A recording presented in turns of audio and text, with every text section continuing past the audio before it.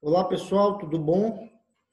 Vamos aqui para mais uma aula de geografia e vamos estar mais uma vez relembrando o nosso conteúdo sobre América Latina, né? Então, na última aula nós comentávamos sobre as características da América Latina, a nomenclatura, né? O porquê deste nome e os países, né, que fazem parte dessa porção do continente americano. E relembramos ali o aspecto político, digamos, o aspecto cultural, né, da nomenclatura América Latina, né? O porquê, o contexto histórico, cultural, de povoamento, de ocupação dessa porção do continente americano. Para hoje, pessoal, tiramos aqui uma parte significativa da América Latina, que é justamente a América Andina, né? Que diz respeito aqui à América do Sul, os países que ficam em torno, né, ou na região da Cordilheira dos Andes, tá certo? Então, para hoje, vamos ficar com a América Andina e as Guianas. Noutra aula, explicaremos mais sobre alguns países, né, que formam a Bacia Platina ou os países platinos, e o Brasil, que é um país de dimensões continentais, aqui da América do Sul, tá certo? Vamos lá acompanhando o nosso slide para vermos mais alguns detalhes, tá certo, pessoal? Então, aqui vou estar ampliando aqui com vocês. Vejam bem, o nosso conteúdo de hoje. Aqui tem uma imagem, né, que essa cidade ela, né, é uma metrópole aos pés dos Andes, né, capital chilena, certo? Santiago, aí Santiago, capital do Chile, né, uma metrópole aos pés dos Andes, tá certo? Vamos lá, passar o slide. Então aqui eu tenho a América Andina, onde vai desrespeitar os países latinos, mas na região ou no entorno da Cordilheira dos Andes.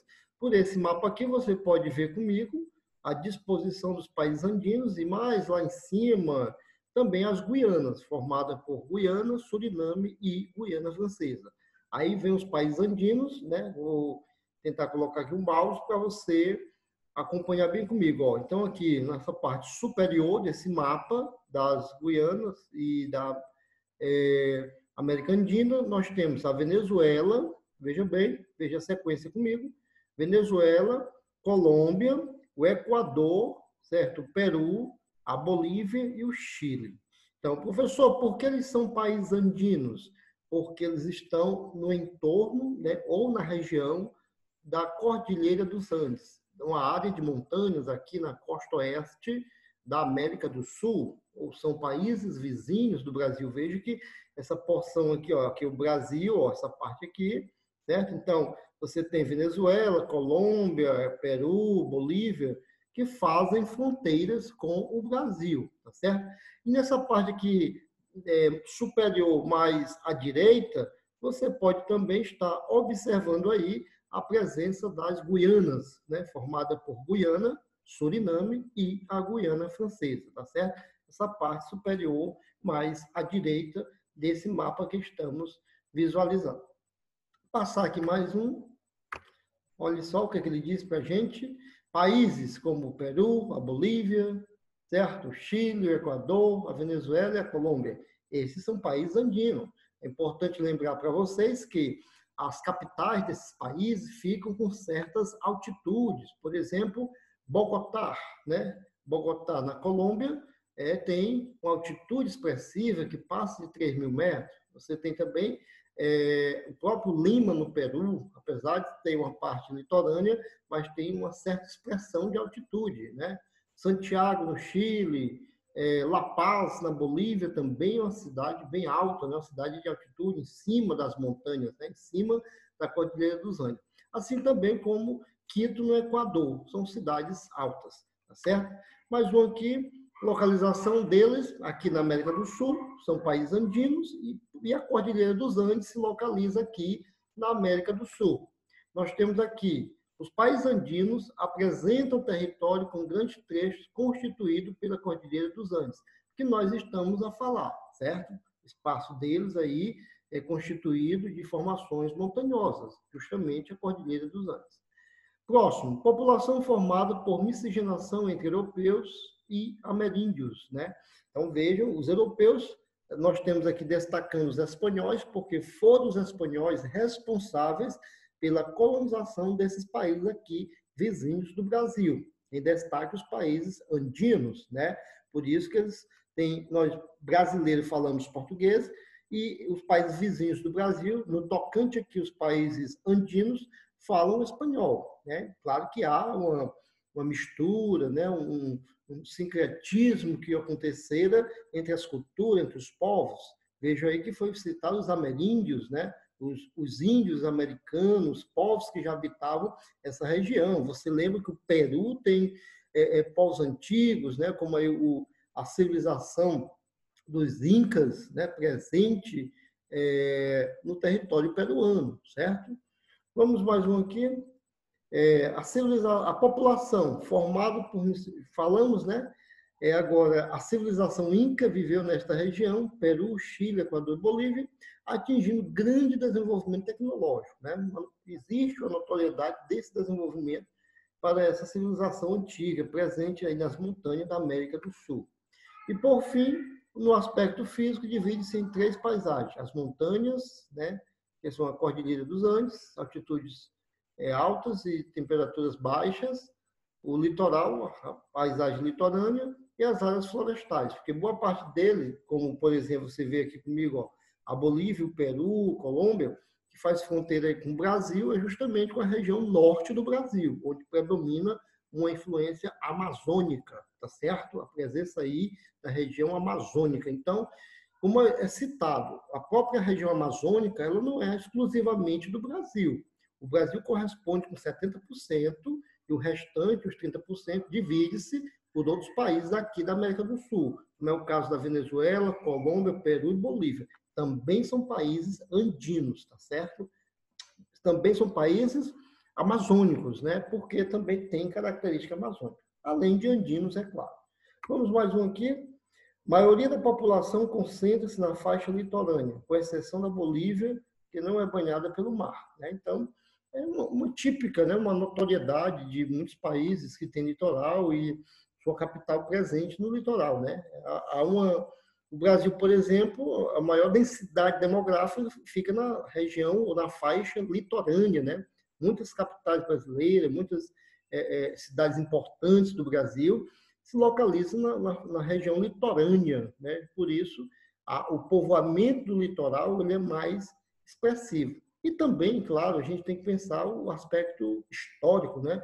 A ocupação, a colonização, no caso do Brasil, que se iniciou pelo litoral. Então, foi o primeiro surto de povoamento, de ocupação do espaço, no sentido mais expressivo, né? Claro que todo mundo sabe que no território brasileiro já era habitado, já vivia, né? Povos indígenas, certo? Vamos lá. Aqui nós citamos, pessoal, os países, né? Vejam bem que ele vai falar da renda.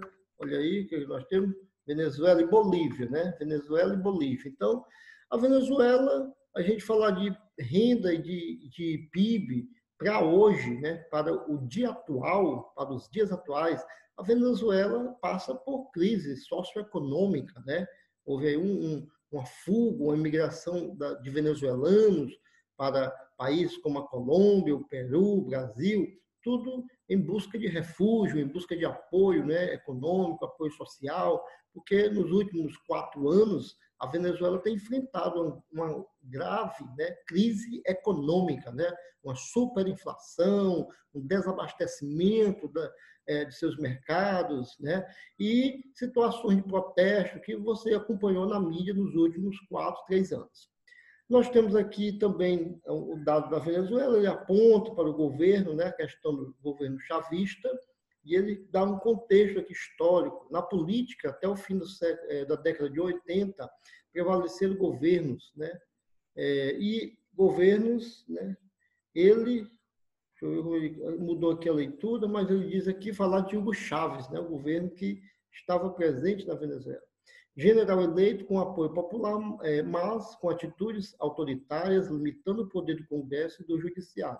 Atualmente, Hugo Chávez adota uma política marcada por atitudes polêmicas, como a defesa de plantação de coca.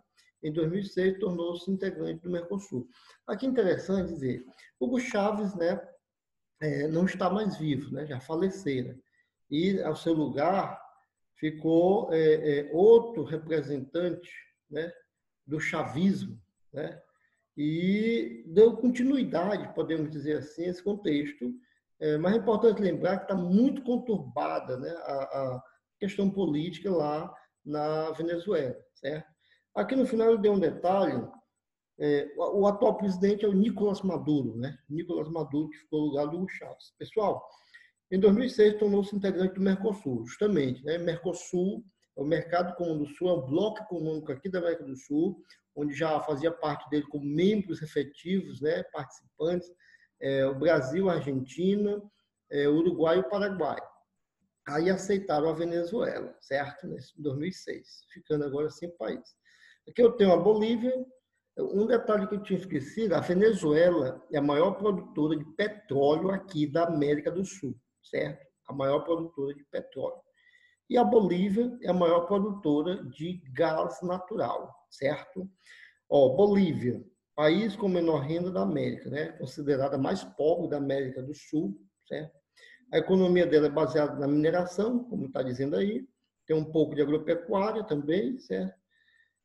E ele coloca aqui a questão da política, né? Houve golpe de Estado, foram muito frequentes no passado. Atualmente, o país é governado, né, democraticamente, porque tem um governo, né? E tem um governo interino, porém, houve uma espécie, né, de cassação, uma saída do governo que estava já há algum tempo no poder, o Evo Morales, certo? Vamos mais um aqui. O Peru, país tipicamente andino, a população constituída de mestiços indígenas, né? A população peruana ela tem uns traços muito indígenas, né? Você vê esse perfil, essa característica, boa parte da população tem esse aspecto, né? Então ele coloca que é uma população concentrada nos centros urbanos, moradias precárias e subemprego. Então é importante lembrar que todos os países da América Andina são países subdesenvolvidos, são países que têm um perfil de subdesenvolvimento muito forte, com favelas, precariedade, né, na questão da habitação, certo? Muito forte mesmo, desemprego, certo? Mas é importante lembrar que Lima, capital do Peru, ela é uma cidade muito populosa, né? A cidade que mais cresceu na população nos últimos 10 anos aqui na América do Sul, certo? Mas como é uma cidade de um país subdesenvolvido, cresce também os problemas, né? De periferias, de favelas, certo? O Equador é um país pequeno, né? Aqui na América do Sul, não faz fronteira com o Brasil, fica na costa oeste, banhado aí pelo o Oceano Índio, né? O Oceano Pacífico, perdão. E o Equador tem uma boa produção também de petróleo, certo? É um trunfo para o país, que segura a economia dele, certo? E aí dá mais alguns exemplos, também produção de café, banana, cacau, certo? E vamos aqui mais um, a Colômbia, né, que tem uma economia também baseada na produção de café, na produção petrolífera, certo? Tem uma indústria de base, tá certo? Como ele coloca aí, né? E essa indústria, exporta café, esmeraldas, petróleo, carvão, ouro, açúcar, né?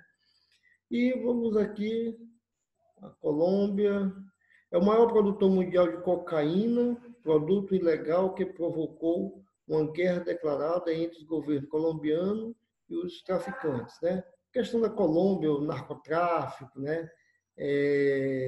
Medellín, a cartel de Medellín, entre outras situações. Aqui até no mapa mostra, né? Tráfico internacional de cocaína, a gente sabe, né, pessoal, que a Colômbia, ela exporta para muitos países aí essa produção de coca. E, por fim, nós temos o Chile, né? Veja, um país banhado pelo Oceano Pacífico, um país que ele tem uma latitude muito grande e ele apresenta aí boa produção mineralógica, né? Como é o país de maior produção da América de cobre, né? Produção de cobre no continente americano, certo? Então, pessoal, ficamos por aqui. Tudo de bom para vocês e até a nossa próxima aula. Nós vamos estar na próxima aula interagindo novamente. Até mais, um abração para todos.